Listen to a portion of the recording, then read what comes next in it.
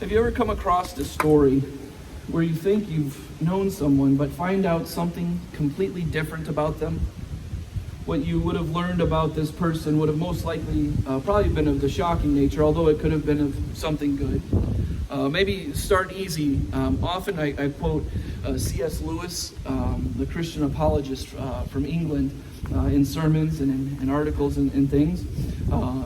He's got quite of an extensive literary catalog, quite a great writer, both fiction and, as I mentioned, as a Christian apologist. But he spent his formative years as an atheist, growing up in his teenage years and all throughout his 20s, and it wasn't until his early 30s where he became a Christian, thanks in part to J.R.R. Tolkien.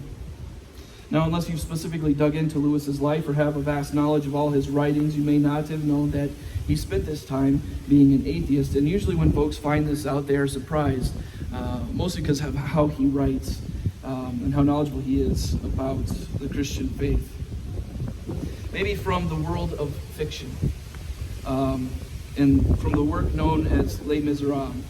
As a parolee, Jean Valjean is issued a yellow passport with marching orders to Pontarlier, where he will be forced to live under severe restrictions. This document, which is often called the Passeport Jaune, identifies him to all as a former convict and immediately brands Valjean as an outcast wherever he travels. Now, if you know the story, he was a criminal because he's trying to steal bread for his sister's family, so not all that terrible. But his life turns around when Bishop Mariel of Digne, from whom Valjean steals valuable silverware, tells the police that he has given the treasure to Valjean. Out of this encounter, Valjean becomes a repentant, honorable, and dignified man. He becomes kind of a devoted father figure to a girl, Cosette, who loses her mother, and a benefactor to those in need. Although a known criminal and parolee, Valjean yet grows morally to represent the best traits of humanity. Despite being classified as a criminal outcast, Valjean maintains the highest of human virtues and ethics. Those who knew Valjean later in life would have been surprised at his past.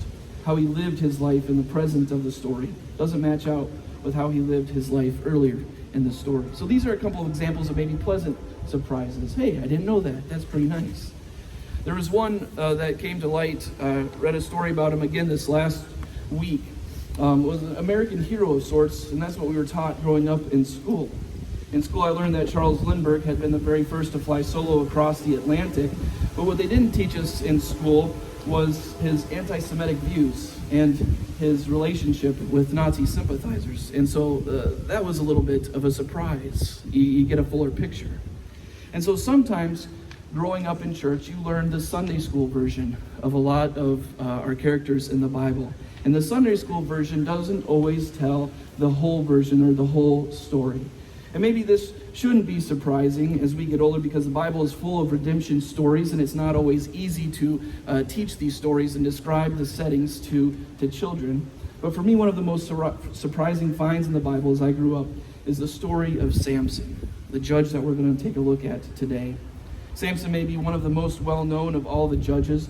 Where some judges were mentioned in passing with a couple verses dedicated to their story, Samson garners 4 chapters in the book of Judges.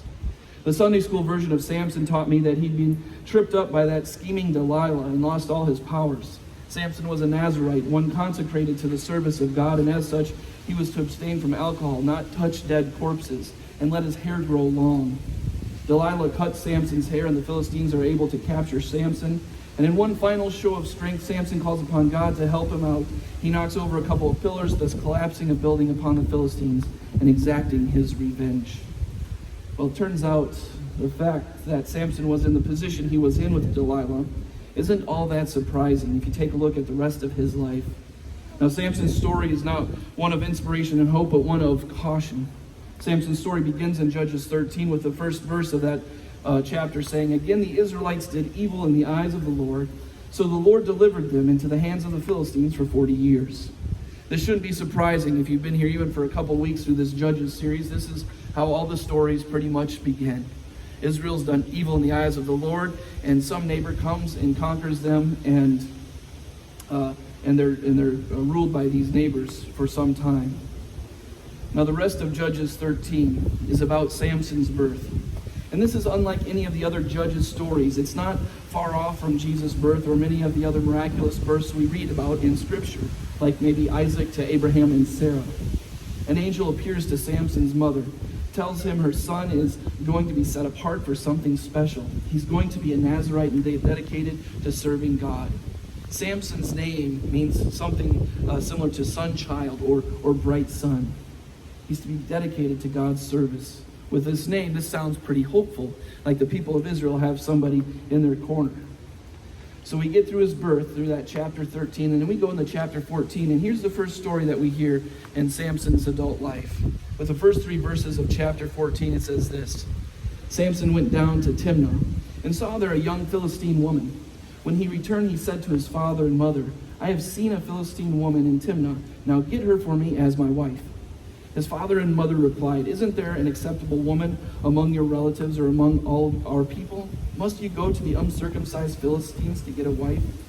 But Samson said to his father, Get her for me. She's the right one for me. Now, a literal translation of Samson's final words in verse 3 would be close to, and I quote, she's right in my eyes. She's right in my eyes. It's interesting that this phrase mirrors the last words of Judges that we talked about in the first week of this series, Judges 21-25, in which everyone in Israel simply did what was right in their own eyes. Samson has an impulse. He acts on that impulse almost immediately. And this will continue to get him into trouble as his life continues on. And as we'll find out, Samson has no gap between his impulses and his actions, which makes for a wide gap between his actual life and his potential life.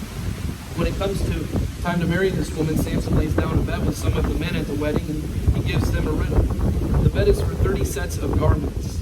The men threaten his wife-to-be and future father-in-law if they don't give them the answer. So the men get the answer, and Samson finds out how they came about the answer. And Samson was very, very upset. And so Judges 14, verses 19 through 20, it ends this part of Samson's story, and we hear this. Now remember, he's lost the bet, so he's got to fork over 30 garments. Sets of garments. Then the Spirit of the Lord came powerfully upon him. He went down to Ashkelon, struck down 30 of their men, stripped them of everything, and gave their clothes to those who had explained the riddle. Burning with anger, he returned to his father's home. And Samson's wife was given to one of his companions who had attended him at the feast. So Samson commits mass murder to pay off his bet. Again, no gap between his impulse and his actions. Samson finds out that his wife has been given to another man, and he gets revenge by torching the vineyards and fields of some Philistines. Then the Philistines, they get revenge on Samson by killing Samson's wife and her father. Samson's response then comes in Judges chapter 15, verses 7 through 8, where Samson says to them, Since you've acted like this, I swear that I won't stop until I get my revenge on you. He attacked them viciously and slaughtered many of them. Then he went down and stayed in a cave in the rock of Etam. Now, I don't know about you all, but I never heard these particular stories in Sunday school. This was not a part of the Samson story in Sunday school. I'm not sure how you explain the murder of 30 men and the murder of many more in the verses that I just read to kids growing up. Time and again, though, we see that there's no gap between Samson's impulse and his actions, and this makes the gap between his actual self and potential self quite large. This brings us then back to Samson and Delilah. Samson's impulses get him in a situation again, and he allows himself to be in a bad position. The Philistines not only cut off his hair, but they also gouge out his eyes. The one who always saw what he wanted and went and got it can no longer see. Now, as he's held captive, Samson's hair grows back. And in the midst of a celebration to the Philistine gods, he's brought to a temple. In Judges chapter 16, verses 25 through 30, we then hear this.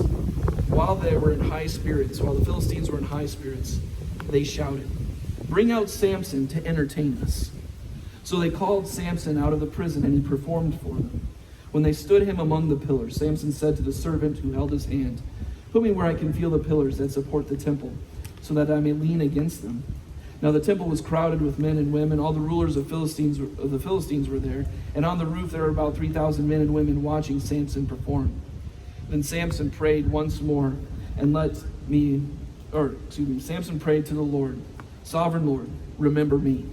Please, God, strengthen me just once more, and let me with one blow get revenge on the Philistines for my 2 eyes. Then Samson reached toward the 2 central pillars on which the temple stood. bracing himself against them, his right hand on the one and his left hand on the other. Samson said, "Let me die with the Philistines." Then he pushed with all his might, and down came the temple on the rulers and all the people in it. Thus he killed many more when he died than while he lived.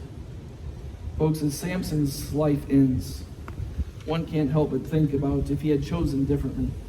In the beginning, it looked like he'd be a great leader. He was set apart to serve God in a special way. Similar stories that we've heard about other great leaders in the Bible. If he'd have placed his faith in God, if he'd used his smarts, if he'd used even his physical presence, he could have been a great leader. Instead, the gap between his impulses and his actions were minimal, and the gap between his potential self and actual self became immense. Here's our cautionary tale, folks. Where might we be like many Samsons in our lives? Where in our lives is the gap very small between our impulses and our actions? Maybe there's an issue with something like road rage. One minute you're driving down the road peacefully, the next minute somebody cuts you off and it's like you flipped a switch and you become somebody else and you fly into a blind rage. For some, maybe the impulse to need to be right is something that holds you back. Your relationships, whether they be with family, friends, or coworkers, may suffer because of this insistence that you have to be right. Or maybe even get in that last word. Possibly the impulse to buy something is quickly followed by that action. Without thinking about consequences, needs, or others, you buy because that's what you have an eye for. Folks, whenever we give into these impulses, whatever they might be, we choose something a little less than our full potential. We give into desires instead of asking God for a steadfastness to see us through the potential flare-up or temptation. There's an alcoholic who experienced a miracle when he surrendered his impulses to God. And typically steps 2 and 3 of the 12-step programs are about admitting there's a higher power and then saying that you need help from this higher power. And so he was having a conversation with a fellow believer one day, and his friend asked him if he really believed that Jesus turned water into wine. What do you think about this story? Well, the man says, he simply replied, "Well, I don't know about that, but all I know is that in my house, he turned beer into furniture."